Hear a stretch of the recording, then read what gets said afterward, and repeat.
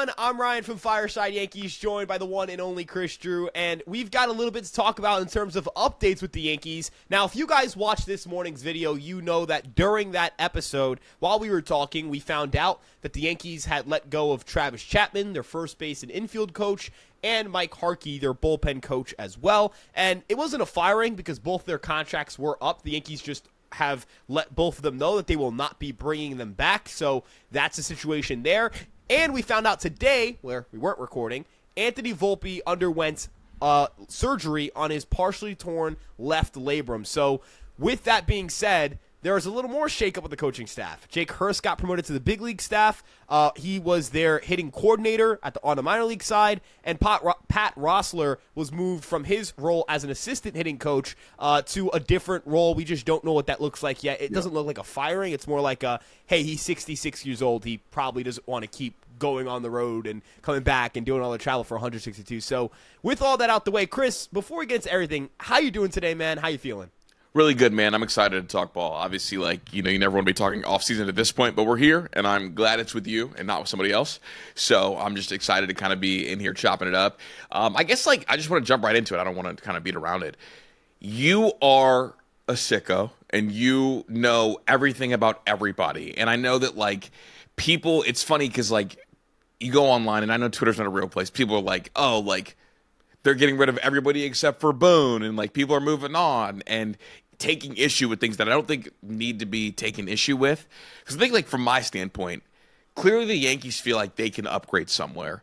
And clearly, even after what I consider a successful regular season, they feel like there's still upgrades to be had. And I think that's an important distinction to go through. I want your general overall thoughts and, why do you think they weren't brought back? And how do you like the bump-ups right now, initially? Yeah, so I'll start with Mike Harkey. I think it's just an age thing. Maybe he doesn't really want to keep doing it. And some of the rumblings I've heard is that he might retire. That's not 100%, but, he liked being there. The Yankees like him. And I think, when you look at someone who maybe doesn't, if someone's questioning whether they want to keep doing it, right, that is... Well, yeah, here we go. In New York, you need all in, right? We need all in right now because this is the prime of Aaron Judge, and I've always said, maximize the prime while he's here. So if there is a question about do I want to do it, I guess, the right answer is, okay, if he doesn't know if he wants to do it, we have to act now because we feel like we can upgrade. Yeah, and again, Mike Harkey was a part of the organization for a very long time. He was part of the 2009 Yankee coaching staff, funnily enough, which, that's crazy to think about. He's been in the organization for such a long time. He's someone who, again, garnered a lot of respect inside that organization. I don't think that's we don't want him back because he sucked. We didn't like him. He's the problem. Well, that's the next question. It's the bullpen wasn't great. Right. At times, is that on him? And I also think, even if it's not exactly on him, shake it up a little bit. There's a little bit of shake-up that comes with that. Travis Chapman, I think that one's a little more cut and dry. I'm not blaming him for these things, but number one, the Yankee infield defense over the last 2 years, I think it's 13th in fielding run value. This year was in the bottom 10 in fielding run value. The Yankees expected to be really good on the infield defensively this year, and they weren't. And, it's kind of easy to say, all right, Travis Chapman was in a walk year last year. His contract's up, and we're not bringing him back.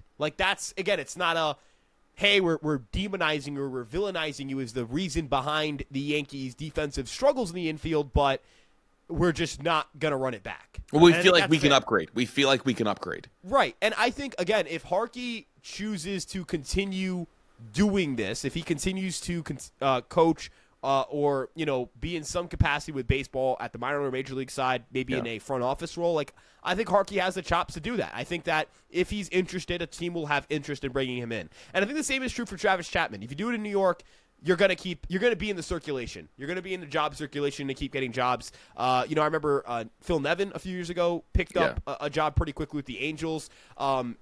It's just kind of how this baseball coaching world works. But what I'm really excited about, because I'm never really excited about firings for these kinds of coaches where it's never really their fault. It's never really their problem. I hope they get a job elsewhere. That's usually my mindset. But I'm really excited about Jake Hurst coming up because, Chris, Jake Hurst has been with the Yankees for a good bit now. He opened there in 2019. He was on a very low-level affiliate in 2019 as a hitting coach. And then he was the hitting coach in 2021 for the Hudson Valley Renegades. That's high A. And then in 2022 and 2023 with the Somerset Patriots, caught a little bit of Spencer Jones, caught Ben Rice when he got red hot and broke out as a prospect. Bingo. Got with Austin Wells, Jason Dominguez, Anthony Volpe, Oswaldo Cabrera. Like, we're talking about a lot of young players who are on this roster. And, you know, I kind of blame myself, actually, Chris, for some of the blowback, because I didn't list Ben Rice in there. And I should have put Ben Rice in there. I completely forgot to put Ben Rice in there. It's something where, like, I love the idea of the Yankees bringing in a coach who just turned 30 this past year.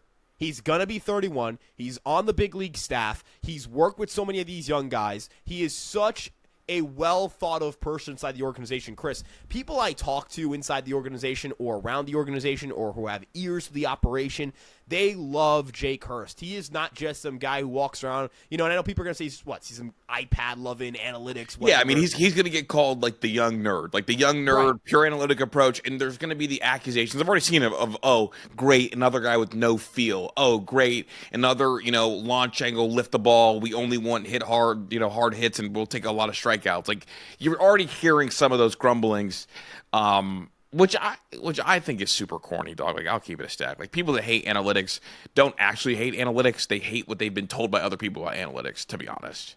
Honestly, if you ask me, I don't even think it's a matter of, like, I don't even know if the word, like, corny is a good word to use, but I'm going to be honest, the word I would use is it's wrong. They're wrong. I think they're wrong about who the person that you're getting into this door is. This guy has his master's in exercise physiology, excuse me. He is a wizard when it comes to understanding biomechanics. Like, this is the exact kind of guy who can understand, dissect, break down, and improve mechanical deficiencies. And we talk about Anthony Volpe. Sometimes visually you'll watch Anthony Volpe swing, and we'll talk about him a little bit later because of the injury stuff, but you can see that there's issues, right? Well, like, Chris, the biggest tell is the front hip. Like, you could tell if Anthony Volpe's having a good at-bat based on if he's going to have a good day based on the very first swing he takes. Yeah, when that front hip's flying open, you're like, oof. You can see it, and he falls into massive spells, massive issues. Look at Wells and Dominguez. They got away from being very patient hitters, which is what they were when they were working with Hurst at the minor league level. Are these the kinds of players who he can get them back to what they were? Because I don't think the question is whether Jason Dominguez was ever talented enough to warrant top 20 prospect status, whether Austin Wells was ever talented enough to warrant the offensive first profile he had or the offensive first status he had as a catcher. I don't think any of those things were mirages. I just think these guys have gotten away from it a little bit. Yeah, 1 year ago, Austin Wells was an above-average hitter, period, not just for a catcher, and he regressed to an average hitter for a catcher. Can he get to the point where he's back to being just a firmly above-average hitter? I think that answer is yes, and I think it's very simple as just cutting down the chases. For Jason, if he stopped chasing as much as he did this past year, that's really all I think it needs to do. Like, I know the power, like, the game power wasn't there, but I think that ties into swing decisions. You're not going to hit home runs on pitches that are hard to hit. So, Chris, I kind of want to get your thoughts here because I think you and I are so prospect-oriented. We see a lot of these young players come up through the system. How do you feel about them bringing up a guy who has seen all of these guys develop through the minor leagues? So, real quick on Dominguez. Like, I know Dominguez has power potential. It's like the same way that, like, when you explain it, you just know it when you see it and you hear the loud contact. Like, the same, like, here we go. Guys who don't have crazy power potential don't hit 3 home runs in a game. Just the rule. Yeah. If you hit 3 home runs in one game, I'm going to believe you're capable of hitting 30 a year. Just period. Don't care. It's major leagues. But I'm excited when you talk about, like, someone who understands biomechanics. That's important because the guy that I keep looking at that I think can be absolutely unlocked if the right hitting mind is with him isn't anybody you just mentioned. Because those guys, it's about getting them back on track. The guy that he's going to unlock, that I am going to preach, is going to have a very nice, steady, nice year next year, potentially breakout year offensively year-round, is Ryan McMahon. Like, that's the one who they got to get right mechanically because his swing decisions aren't awful. He generally has pretty good at-bats, but he's swinging over the top of almost everything. That's, at least visually, that's what I'm seeing. And we see when he makes contact, it is very, very loud contact. And he's got some legit power. Like, I think, like, on this current team, if you had, like, went to batting practice and, like, we're gonna have a home run derby and see who hits the ball the farthest, he's in the top 5. Like, he's probably got more raw power than Jazz Chisholm, and I know no one wants to, like, talk about that. Now, obviously, there's some other stuff going on, but I think him and the biomechanic background paired with Ryan McMahon could end up giving you a 101 WRC plus player 102 with 20 home runs, 25 home runs. And that's who I'm kind of have my eyes on this offseason with some of these hitting moves. Yeah, and I think when we talk about the future of this offense, for me at least, I think that with Jake Hurst, it's not like he's going to come in and change the whole agenda, right? No. He is someone who is like if you are inside the organization, I'm not saying you're completely lock in step with everything you think. There is thought diversity in even the best organizations. But I imagine the same principles that he values are the ones that are valued by most top organizations in baseball. High on base percentages, good contact quality, good swing decisions, all of that stuff. Those are all things that are important to Jake Hurst and to the Yankees as well, and to the Dodgers and to the Astros and to the Red Sox and et cetera, et cetera, et cetera. I don't want people to think analytics is, hey, you should strike out and hit 210. That's not analytics. And I'll even say for Jason Dominguez, and I'm sure Hurst is aware of this, when Dominguez was on in the minor leagues, it wasn't, he hit 10 home runs in a week, or he hit 10 home runs in 3 weeks, or whatever. Maybe. No. When he was on, he's hitting 350 over the last 2 months, and he's got obviously the extra base hit power, but he's going to hit for a pretty good average. Jason Dominguez, I think the thing that stood out to me was that for all of his struggles offensively, he still put up a decent average for a guy in his first full year. Didn't he hit above 260? He almost hit 257. That's almost 260. 331 on base. Can we get, again, the walk rate was 9.6%. He chased over 34% of the time. That can get better. Can we walk 10% of the time, 11% of the time, 12% of the time? Can we be at a point where on base percentage is 340, 350? That's certainly possible. Mm-hmm. And if the on base is 340, 350, any power gains from that point forward, it's either going to make you at that point, we're just having a conversation about, are you a good hitter or a great hitter? That's it.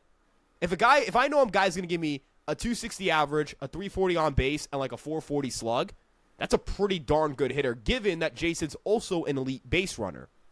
I liked what I saw from Jason offensively. I think there's upside here.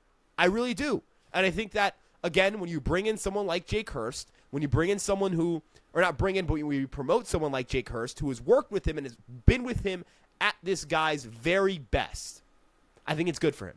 I think it's good for Volpe. I think it's good for Wells. I think it's good for Rice, Cabrera, so on, so forth. And for older guys, sometimes getting a new voice, getting a perspective, getting someone in the room who, is your age. Jake Hurst and Ryan McMahon are going to have way more in common in terms of growing up in relatively similar time eras than Ryan McMahon and Pat Rossler. And that's not a disrespect to Pat Rossler, who will likely still remain with the organization, but in a different role. Lesser role. But look, Matt Blake one day is going to be 60 years old, and he's not going to be an everyday pitching coach. Mm-hmm. He may not be a guy who's a pitching coach at the capacity he is now. Or if he is, maybe he has more assistants, so he's kind of trying to build into a pitching coach, building them into the next pitching coach. Like, that's kind of the situation I view Hurst as in. I view Hurst as like he could become their hitting coach, and that could be honestly sooner than we think, because James Drowson's getting interviews for the Minnesota Twins managerial job. Chris, any thoughts on that situation? I guess my thoughts are kind of going to you. How much does that concern you? Like, that's something that Yankee fans should be worried about, because that's where most people are going to go. Like, are we going? I mean, the Yankees' offense was great all year, so like that's kind of one of the curses of success. Even though people swear that the Yankees can't hit whatever you want to say. How much does this concern Ryan Garcia, and how much should it concern me? I'm gonna be honest. I'm not happy about it if I'm a Yankee fan. And the reason I say that is because the Yankees are the Yankees were such a bad offense in 23. They didn't have like a good voice. Like, Dylan Lawson's a very smart guy. Bingo. Dylan Lawson is the architect of the Yankees having a Ben Rice. Like, without Dylan Lawson, you don't get Ben Rice. Without Dylan Lawson, the Red Sox, look at the Red Sox with Dylan Lawson. They've seen their offense steadily improve since he's joined the organization. Yeah. But as a voice, I don't think and kind of the understanding I had was he didn't resonate with the Yankees. With the players on the Yankees at that point in time, veterans were not meshing with you need the right voice to like get hitter alignment, and like hitting so much of a mental game that is really important, like that side of it. And for Sean Casey, I just don't think he was an innovative enough or in tune enough with the data mind that year. He was the guy they brought in when they fired Lawson mid-year. Mm-hmm. I wasn't super about them. I didn't know if there was a message outside of, hey, look, we're probably we need to make the playoffs. Holy shit, what's happening? what the hell happened? You know what I mean? Like, more of like, holy shit, what just happened? And like, let's bring a guy who like the guys can get a little bit excited about, that kind of thing. Rousing provided stability. He has kept them trending in the right direction, innovating as an offense. They've been the top offense over the last 2 years in home runs, in weighted runs created plus, in on-base percentage, in OPS plus. Those are all things that are important to me. So, yeah, I'm a little bit concerned. It depends on who they hire. Like, if Rousing goes to the Twins and then Hurst becomes the hitting coach, I'm concerned about how he'll mesh with the major league hitters because it's a different environment. Minor leaguers are trying to develop. They're trying to learn. This isn't an arrogance thing. Like, of course, Giancarlo Stanton's not going to be as open to changing his swing as, like, I don't know, Austin Wells in Double-A.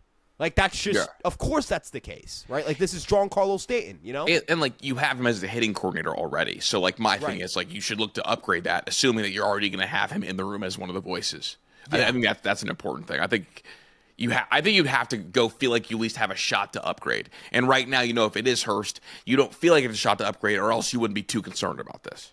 Yeah, and it's not that Hurst isn't a capable, like, right, 100%. It's just that Rousing's gone, Rossler's gone, or not in that role anymore. Like, that would be a little bit of, like, Jake Hurst would have to command a locker room, and I'm not saying he can't. I think he can. It's just that I can't guarantee that, right? Mm-hmm. Like, that's it. I just can't guarantee it. That's my only concern, that a constant becomes a variable. That's never good. That's never good. Right, and I know people are going to say, "Well, you want Kyle Tucker, not Cody Bellinger." Like, that's different.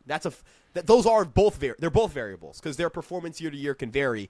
For coaches, it's not like a production thing. Your personality doesn't like vary year to year. At least it shouldn't. So that is a slight concern, but not a big enough, and not one that's big enough for me to change any projections. I'd just be like, I'll follow that storyline. Mm-hmm. I'll see what happens. It's not nothing, but it's not everything.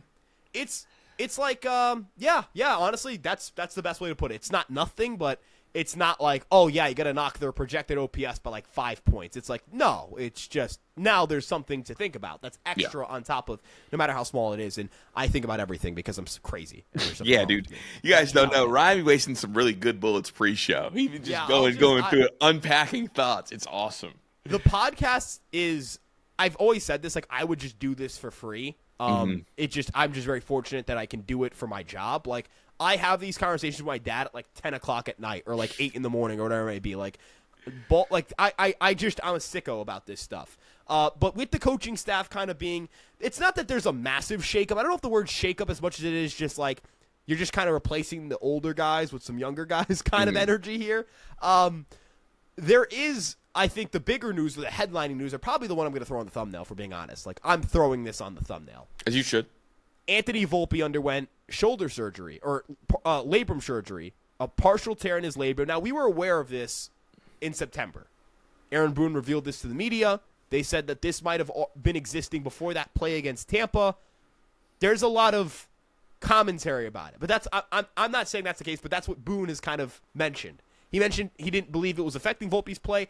I understand that might be tongue-in-cheek. That was then. I'm not going to hold that as like what they actually think, but that is what they told us. Chris, just what were your raw thoughts seeing that he underwent surgery on that labrum that he ended up playing through? I hope that, like, people can now acknowledge the version of Volpe we were getting was not 100% the healthy version. And you can have your opinion about him on offense and what his ceiling or floor could be. But it became clear there was definitely something going on health-wise because, Ryan, how often do you see a guy's defense fall off a cliff? I would say almost never. Like, it doesn't really happen. Never, but usually with age. Yeah, again, bingo. Usually with age. You very rarely see a guy's defense fall apart like that. And I think, honestly, this is where Boone, I think, does frustrate a lot of the fan base. Because a lot of the fan base, I think, feels like Boone is kind of playing in their face and maybe gaslighting them. Because we could all tell that he was hurt, right? Yeah. And it became really clear confirmation. Okay, look, he's got a partial tear, but it's not affecting his play. And it feels like we're being lied to. And I think, honestly, that doesn't really help the kid very much. Because then the people that dislike Volpe, they're going to say, oh, well, the manager said it's not affecting his play at all. And so they're going to pile on more. But then the people that like, Volpe's not great, but the injuries there are going to say, oh, you're giving him an excuse. Are you another one of the Boone guys? And I think, honestly, the way that it was handled narrative-wise is why Volpe may have had such a toxic year in regards to the fan base. Because I don't know where you stand. I think I know where you stand with this. I believe Volpe is a good shortstop. I believe Volpe, when healthy, can play every day, and he's not going to be the reason I don't win a World Series, given the amount of money that's spent on this team. I saw moments, Volpe, beginning of the year, where he looked really, really good. And then it felt like he was on a really good, I guess, path. Maybe not elite offensively, but good enough offensively until the injury hit. And then we also saw Volpe post-cortisone shot. And what did Sam text us in a group chat that he was? Bobby Witt. He said post-cortisone, Volpe, Bobby Witt. So, I know that there's a good baseball player in there. I think he was dealing with confidence. I think he was dealing with some injury issues. And I also think that, he's definitely not being handled perfectly as a young player, I guess, to keep it a stack. I second all of those opinions. Look, I'm going to be honest. I thought it was really bad that Anthony Volpe played through that labrum tear. And I know people are going to say, well, Ryan, it's not a complete mismanagement. Some people are going to say, not everyone. I actually think the majority opinion probably is going to agree with me here. I just thought it was I think during the postseason, it became clear he was your most reliable defender. Mm-hmm. Okay. I also think it was clear that it was affecting his offense, and that it is a risk that I hope doesn't come back to bite them. Bingo. I really do. He was a much worse hitter post-labrum tear. He was a much better hitter pre-labrum tear. He was a much better defender pre-labrum tear. He's a much worse defender. Everything got worse. Exit velocity, barrel rate, on-base percentage, OPS, outs above average, fielding run value, et cetera, et cetera, et cetera. Chris, I hope people know when we enter the 2026 season, for better or worse, Volpe's going to start at shortstop. Bingo. And for people saying, well, they can't, I got a lot of comments on, my initial offseason plan. The reason, the flaw in the plan is that Volpe is still the starter. Is it crazy to say, Anthony Volpe put up a 3.5 WAR, I think, in 2024 on Fangraphs and Baseball Reference? Mm-hmm. The odds of him repeating that season are higher than the odds of him repeating this season. Agreed. And I think if we're being honest, and I know people don't like Volpe, and that's okay. I'm not telling you who to like and who not to like. I'm just telling you what I believe. I am led to believe that Anthony Volpe is a better defensive player than what we saw this year. And it shouldn't be close. He was a -7 outs above average, -5 fielding run value. I do not believe he's that caliber of defender. I have no reason to believe that. No evidence suggests he's that kind of defender. None. And offensively, he was as bad as he was the year prior in terms of results. So, I mean, if the results offensively are the same, and there's a massive step back in defense, now I don't even want to say the results are the same. He hit for more power. I actually think his profile this year was better than his profile last year for offense. Okay. And that if I were to re-simulate the 2025 season without a labrum tear, I think he finishes with closer to a 90 OPS plus or WRC plus. I think he's a better player than he showed this year. And I think that's, I don't even think that's an opinion. I think that's truth. No, we know ball. We see it. I do think that, kind of the mismanagement, just real quick, Ryan, I think the reason Boone was so defensive about him was because he knows he was playing hurt and risking it. And, I always go back to, the Michael Kay story about before the injury came out, where he, waited till the cameras were off, Boone, and looked at Meredith and said he's effing elite, to Meredith when Meredith questioned kind of some of the defense. And this was before, I believe, the injury news came out. And I think maybe his guard went up a little bit because he knew that he was playing hurt. And at the time, dog, with all due respect, Peraza being as bad as he was kind of limited your options at shortstop. Oswald Peraza is not a major league shortstop. Yeah. He's not. Oswaldo Cabrera got hurt, but he was not a replacement at shortstop defensively either. The first time, really, in the Volpe era, where they've had a shortstop who I believed could have started over Volpe, and they should have pulled that plug maybe, is Caballero. But once the team got to the postseason, really the only moments, there's two pockets of time where I thought they were playing Volpe too much. Early September and the 7th inning of Game 4. Those are the only two moments where I was like, how is Volpe in this situation? Outside of that, didn't really care. Yeah. Well, didn't really care. And also, his offense was, up and down during the postseason, but his glove was fantastic, I thought, all during the postseason. And he made plays that, I'm sorry, you just can't really sit here and say that like you guarantee Caballero makes them. No, dude. And I'm not rolling that dice. The Yankees didn't lose Jazz gave him some awful plays on turns that Volpe made. Yeah, and I also say like the Yankees didn't lose in the ALDS because of a Volpe. No. They lost in the ALDS because Giancarlo, Bellew, Trent, Grish, Rice didn't. Max Fried.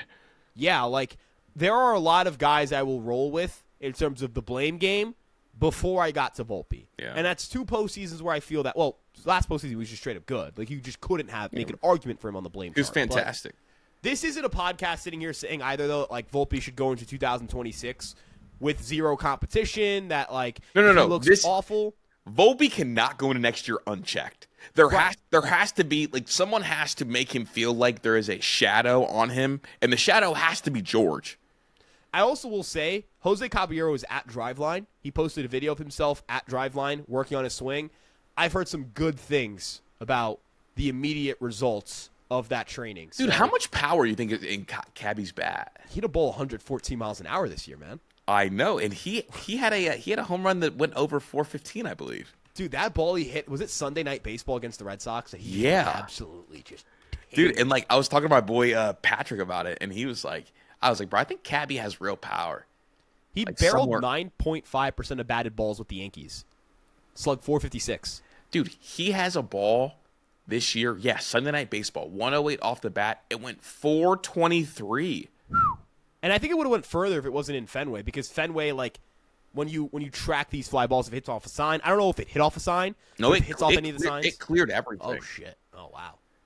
So he's got one. He's got that one, and then he's got the 483 Valdez too this year. Now again, like I think he won 5 home runs in the year. So I'm not going to say he's going to be like a, the 20 home run guy, but he's got some pop in that bat that would make you feel like it's definitely in there somewhere. His home run rate with the Yankees was like he hit 3. He hit 3 home runs in 40 games with the Yankees with 6 doubles. He hit 12 doubles all year in 275 plate appearances, 12 doubles, 2 home runs, 14 doubles plus home runs. Cool. In 95 plate appearances with the Yankees, 6 doubles, 3 home runs. Like the power was a lot better, both raw and game power with the Yankees. Hard hit rate was up, average EV was up, barrel percentage was up. The ability to just go out there and make contact was pretty good. He struck out just 18.9% of the time. Like, I felt like Caballero played with a little more confidence with the Yankees. And as you mentioned, like we both believe, we're not ruling out the idea that Anthony Volpe puts up a 3-WAR season next year. Mm-hmm. Not ruling that out. I would never rule that out. Not with a player who I think is a good defensive player and play shortstop. But that doesn't mean that just because you can put up 3 wins above replacement, that you're not going to have a guy on the roster who can check you. I like Austin Wells. Ben Rice can steal his job next year. Mm-hmm. Ben Rice can be so darn good, and Austin Wells can be so darn shaky that the Yankees make a change. That can happen, folks. They almost did it this year. They threatened his job in August, and that wasn't an injury thing. So I say this to say, like, I know people are going to say that Anthony Volpe gets preferential treatment. I don't believe that. I think that he's just never had a challenger. And like, it's different. People compare like Volpe to Jason. It's different. Jason's an outfielder. The Yankees have had a bunch of quality outfielders. Wells is a catcher. The Yankees have had a bunch of quality catchers. They have not had a bunch of quality shortstops. It's just been Volpe's been their best shortstop since 2018 Didi Gregorius, and it's not close. It's not close. And that's both from the bench and in the starting lineup. So that's why Volpe starts every day. Right? Is that fair to say? Like, it's the lack of shortstop depth. Dog, that's 100% fair. And, like, I'm a big Lombard guy. So I think the job at some point will be Lombard's in the future. He's not going to challenge him in 26, but I do need Volpe to feel a sense of urgency because at the end of the day, like, he'll play out his RB years in New York. And then we'll see what happens next then because I think there is going to be a home for Lombard. I agree. And you know what I love the most, I think, about the current roster for the Yankees is that, number one, we have a challenger for Volpe, and number two, that player isn't a prospect.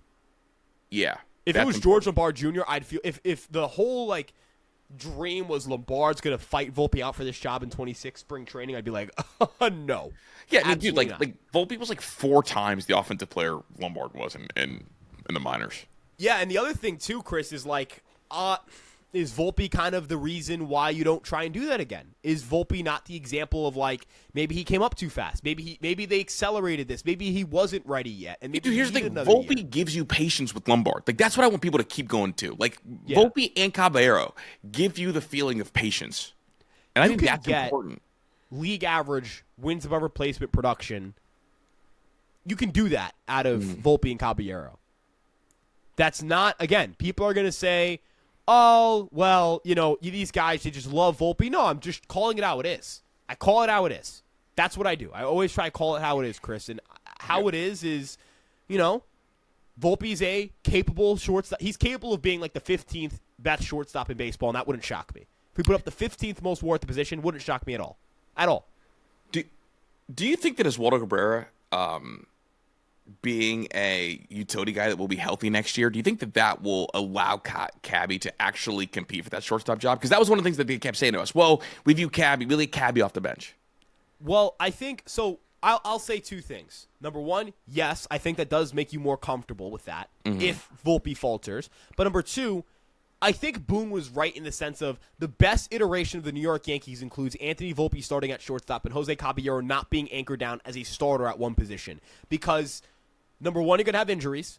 Number two, you're going to face lefties, and you'd like to have multiple righties in there. Like, one of the biggest holes on the roster that kind of appeared late in the year that scared me a little bit, that stopped being a hole late in the year, or when we got to the postseason, was, oh my God, are we going to start Ryan McMahon in every game against the lefty? Like, we don't have even the option to do something different. We have to start him because Caballero has to start at short, and that can't be Rosario. And on left side of the infield of Rosario and Caballero is not one that you want to love with, Like, that's not even a Caballero thing, but Caballero's like a good defender at shortstop. He's not a standout defender. Volpe in 2024 was a standout defender at shortstop. In 2023, he won the Gold Glove. Like, those are years where that guy can overshadow the third baseman.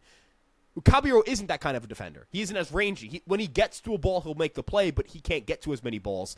I kind of need it to be, like, I need the 2026 Yankees to have Anthony Volpe at shortstop as a productive player, hopefully. That's what I would love. Like, that's my ideal version of this roster. But they're built to not to have to deviate from that plan if needed. Yeah. So, I know that's two answers and an answer to a question you never asked. No, that's an answer and a half. You're good. Extra credit, Ryan. Take your extra credit. Chris, I have a question for you now, though. Yeah. Because I think this is a big one, and I kind of want to get fans to comment on this too. Chris, what would it take? Like, what would it take for Anthony Volpe to get benched? Like, what's the world where you sit here on Fireside Yankees and go, hey guys, I think it's time. You bench Volpe, you play Caballero. I mean, it's going to take bad defense and hitting under 200 for a stretch. I think bad defense, you leading off with that is great because I would have led off with bad defense too. Yeah, I think bad because right now the redeeming quality is that we know he can be a fantastic defender. Yeah. If Anthony Volpe puts up a 700 OPS and has 10 fielding run value and steals 25 bases, that's not a great year. It's not. It's not a great year. No, but he's going to end up with 3 wins above replacement. Yeah, give me that. What? Yeah. Give me that.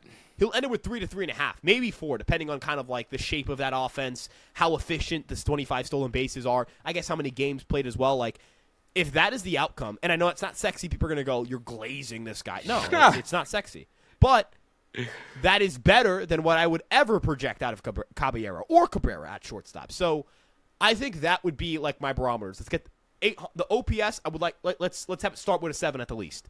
On base percentage, I guess let's have it start with a 3. Like, that's kind of pathetic, but let's have it start with a 3. It's never started with a 3 in his major league career. Let's have it start with a 3. You got to get on base more. What a wild thing. Yeah. On base has to start with a 3. The slug has never started with a 4 either. So the offense has never been good. But can the OBP start with a 3? Can the slug start with a 4? Can the OPS start with a 7? And can we be a plus defender at shortstop? Those are things he's never done before. The on-base slugging thing. The defense, yes. But if he does those things, and I don't think he's too far off, I don't think offensively, I think there are things to like this year. He chased less than he's ever chased in his career. He had a higher barrel rate than he's ever had in his career, a higher average exit velocity than he's ever had in his career. Those are things where, like, I go, okay, there's a chance that there's a ball player here. His zone contact rate actually improved a little bit from his rookie year, so he wasn't swinging and missing as much as he did in his rookie year. I feel like there's still not a good hitter, but like a 9-hitter here. There's a serviceable 9. Yeah, there's a 9-hitter here who's good against lefties. How much time is he going to miss, Ryan? That's a good question. I haven't seen it reported anywhere. I don't know if you had a general idea. I don't think he's going to miss time because I don't know if there's like. I don't know the severity of the tear. Like if you can play. Yeah, I wonder if that was just like a cleanup surgery versus like a intensive work kind of thing. Because this happened also really soon. Usually, like these kinds of things, not that they don't happen immediately, but like. Well, no, that's why I think the it happening immediately kind of like set off my radar for they're trying to get this taken care of so he doesn't miss a ton of development time. Well, yeah, he's going to have to take time off this offseason, and that does concern me a little bit, but maybe it's good for him. Maybe that's good for him, you know? Super maybe rested Volpe. Yeah, maybe that's good for him. That's kind of where we're at. To have time off, to get right, to heal, and just be a quality defender who doesn't completely turn into a zero offensively, right? Yeah. Yeah. So that wraps up the Volpe talk, I think, right? Like that's where we're at with him. That's where we're at. I did want to kind of talk a little bit about Lombard because we briefly touched on him. 2026 isn't the year for Lombard. I don't think that's Lombard year. I don't think that's the ETA, and I don't want fans to put that kind of pressure on him. Well, it doesn't really matter what they do. I don't want the organization to put that kind of pressure on him because it's not that I don't think he's good. It's that I just don't think he's ready, and that's okay. That's totally, he's what, 20? Yeah, right? 20 years old. Yeah. Don't think it's an issue if George Lombard Jr. doesn't play in his age 21 season at the major league level. What do you think, Chris? Yeah, and here's the thing. He's going to start in AA. Like, I want him, if he's going to end up playing for the Yankees, I want him to have a very healthy stint in AAA. And he's going to start in AA. And I know we saw it with, like, some pitchers kind of bumping up really quickly. But next year, I really don't want to see him. I don't want to see him because here we go, Ryan. If we see him next year, that means something went drastically wrong. And we rushed a development that for a player that's really important for this organization's future. And so I don't want to see him next year. I think that I would like to see him end the year in AAA with chatter about him maybe coming up. But the only prospect I want to see next year is Spencer Jones. Like, that's the only one, for me at least. So he won't be up. He shouldn't be up. I do think, though, he's going to have a good spring training. That's kind of a setting where he thrives. Look, I mean, his dad's a bench coach for the Tigers, high baseball IQ. His swing decisions have been fantastic. And in AA, I'll say this, it's hard to have good swing decisions in AA because the umpiring, I've been to plenty of games, is so horrible. So he really trusts his eye and is not letting himself come out of bad habits. And I want that to kind of stack year over year. For George Lombard Jr., it's a different archetype, I guess, than Anthony Volpe because he's a really patient hitter. Doesn't have as much power as Volpe did at this age. But the on-base percentage is going to be really, really high. I mean, he's honestly built like your stereotypical classic leadoff guy, which I think the Yankees could like learn from. I mean, the approach to the plate is much closer to Gleyber Torres than it is to Anthony Volpe. So I don't want to see him next year. If we see him next year, that means something went drastically wrong. Because if Spencer Jones showed us anything, it's that you could get hotter than the sun itself. And if there's not a spot for you, we're not going to force a spot to be made for you. So that's kind of where I'm at with George Lombard. I don't know where you're at, but I'm really happy, though, with the progress, I'll say. The one thing I will say, there is one scenario where I would want to see him in the big leagues, and it's the one where he is just scorched earth, the greatest, like the top 5 prospect in baseball. Okay, but Ryan, it's like, didn't Spencer Jones last year show us that they will not rush even if a guy gets hotter than the sun? For sure, but like, if George Lombard Jr. is in AAA in like May. That's not going to happen, I think. I think that's it'd be pretty early. I don't know what you're. But like, you know how he kind of got called up to AA very quickly last year? Imagine like he goes on that tear in AA and goes up to AAA, and then he's just killing it down there. You're at the deadline, and you're like, this guy can do something for you. And I just wonder, is there a threshold? Is there any threshold? I think they would not make room for him. So I think it would take an injury or a benching. And those are two things that I consider something going drastically wrong. That's fair. Yeah, that's fair. Actually, you know what? That is right. That you're right. You're right. That's because fair. look, now the outfield was really good. So like Spencer Jones was only going to play last year if something went drastically wrong. The outfield offense was good all year. They were good. Also, like, it's not like they're going to if Volpe has a 3.5 WAR season, not going to replace a 3.5 WAR shortstop in the middle of the season. That's not going to happen. If you do that, you got to trade Volpe immediately because you will kill any form of confidence. You will get the most checked out version because a kid that's close to your age just took your job. Yeah, and it's like it's not like he lost the job. He just like that. That's just weird. There's just a lot of weird there, and then you kind of have to trade him. Like there's just a lot of you got to trade him. You'd have to move. Yeah, him there's a lot of weird there. So, like that's definitely like okay. If we see Lombard, that means something went wrong. Yeah, that's fair. I will say, unless you think he can play third. If he rolls like a 100th percentile outcome, which is like that's like a 99th percentile. I think that's an automatic has to be in the big leagues for me. Like if he has the best year you could feasibly kind of conceive for him, he should be in the big leagues. But that's also saying if he has his 99th percentile outcome. Like guys, that is like saying Anthony Volpe's going to have like an 800 OPS and be like a 5 WAR player.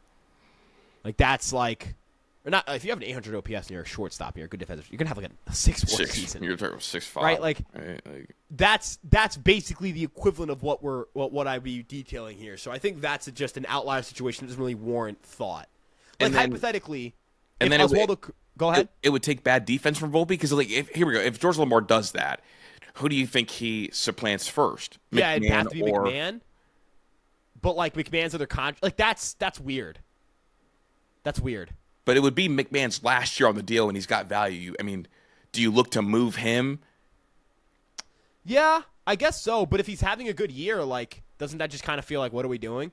It does. Like, there's just, you're right. Like, if McMahon is so bad that you want to not play him anymore, like, that is not good. Because you have $60 million in this upcking year and the year after investing. Oh, in the year after. You're right. So, no, it wouldn't be McMahon. So, it would be Volpe. You're right. It would be Volpe.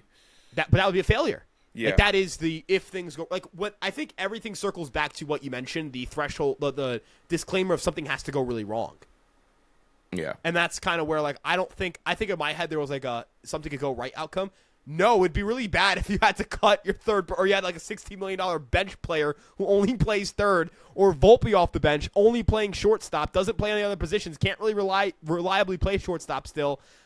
Like, those are all nightmare, God, no outcomes. And then Jazz, like, walk year, if he has a bad year, he's gone. Yeah, but, like, he's kind of like, he's also, like, probably, like, the second best WAR projection going into the 2026 season. I mean, he's got 30-30 guy.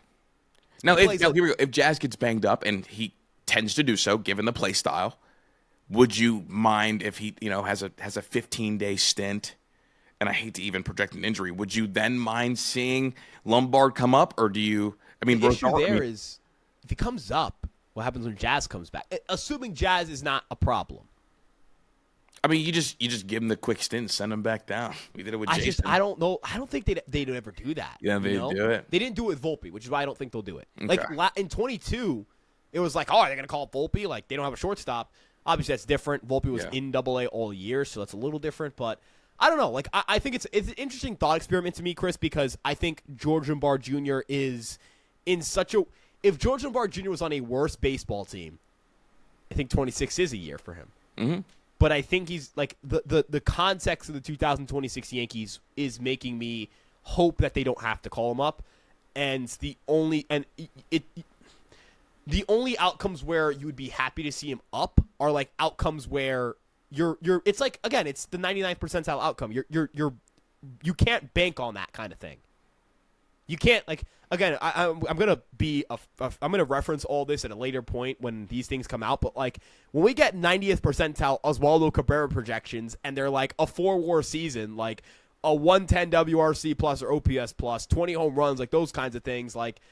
That's just you just can't bank on that. And I guess the messaging here is I'm happy they don't have to bank on that for 2026. I'm excited for when I get to sit here and do the opposite in 27, though. Where we're we're going to see him up. We want to see him up. He better freaking be up. That'll be the fun part. Chris, I want to ask you one more. Thoughts? I have a wild deep cut question. Then we can wrap. Lombard gets moved up to AAA 2 months into the year. Mm-hmm. Who gets bumped up to AA to play shortstop? Or do they not do it? Do they put Hasso at shortstop? because there's this kid. I don't know if you heard of him. His name's Dax. I was going to say Dax Kilby. And his contact numbers are crazy. You put Dax Kilby in Double A. Okay. Dax Kilby should start the year in Hudson Valley. Like, if Dax Kilby opens the year anywhere else, I'm going to be livid. Now, I will also say that the Yankees do have 2 infield prospects in Hudson Valley that play shortstop, but, like, they didn't get a lot of time. Like, Kent and Jackson didn't play a lot there, so we'll see. I think they're 2 TBDs. Like, I can't really look at them as, like... I think Caden Kent's a second baseman through and through. Like, I was also going to say, like, I'm not putting Kent as, like, my immediate pull-up to shortstop guy. He's more like a let the bat develop. I want him to be a good hitter. I don't really care if he plays shortstop. He's not going to play shortstop. I also think that people are writing off the potential of Dax as a shortstop, and I would like to see it at Double A real briefly because I think he's I know he's hyper competitive. I know he's still growing into his athleticism, and I know the arm they say is like a wet noodle arm, whatever, but I just would like to see it first. Well, I would also say, like, even if he doesn't play shortstop full time, he can play other positions. Like, there's the thing with Dax is he's a good athlete, as I mentioned. Like, I think he'll stick somewhere. Yeah. I'm hopeful he sticks somewhere. I don't know where, but somewhere. And I think, again, they're going to keep trying him at shortstop. We'll see if that ends up. Because he's got the range. The arm is the concern. That, and also, like, he's so young that on one hand, it works for him, like, the unknown. You'd rather be an unknown than a proven bad shortstop. But also, like, you're 18. You got 2 guys ahead of you in the depth chart for sure in Lombard and Volpe. Obviously, I'm not saying Kilby's the 3rd-string shortstop or anything. I'm just saying, like, the Yankees can find good defensive shortstops. Right. And they'll keep populating their roster with shortstops even with Kilby in the organization. So Kilby will get moved off the position before Lombard and Volpe, and that does hurt his shortstop liability. But he will continue to play the position. I remember Troy Sweeney was like, oh, can he play shortstop? And he's a pretty good defender out there. So hasn't really evolved into the hitter we hoped he'd be with the Tigers, but he can pick it there, man. So I hope that something with Kilby clicks and he's able to pick it at short down the road. Same. I'm in the same. I'm in the same. That's my last D cup for you, but I'm ready, dog. Good show. Yeah, I was gonna say just like, but I will also say with Dax Kilby, like, I just care that the bat keeps translating because the bat is so good. I don't care about his position until 2027, but I would like to see him play short. I'm gonna be real with you. Like, he can play left field, right field, shortstop, left field, like third base. I don't care where he plays. If he grows 1 more inch and wants to play third, go do it. I don't care where it is as long as I want that bat in the lineup. Yeah. That's all I care about. I just want the stick. So, with that being said, we'll wrap things up here. Thank you guys so much for tuning in right here at Fireside Yankees. The audio version of this will be released on Apple or Spotify, depending on where you listen. Also, would like to point out that you can follow our social media brands on Instagram, TikTok, Twitter, Facebook, and, of course, this YouTube page. The handles are at Fireside Yankees. We have podcasts like this. We have shorter form videos that are like top 10 free agent stuff, off-season prospect, whatever it may be. There's a lot of stuff going on with the Yankees this winter, and we're going to be here to cover it all for you guys. So, really appreciate your guys' continued support. Follow me at Ryan Garcia ESM and Chris at Christopher Drew _. And we'll see you guys in the next one. Have a great rest of your day, and peace out.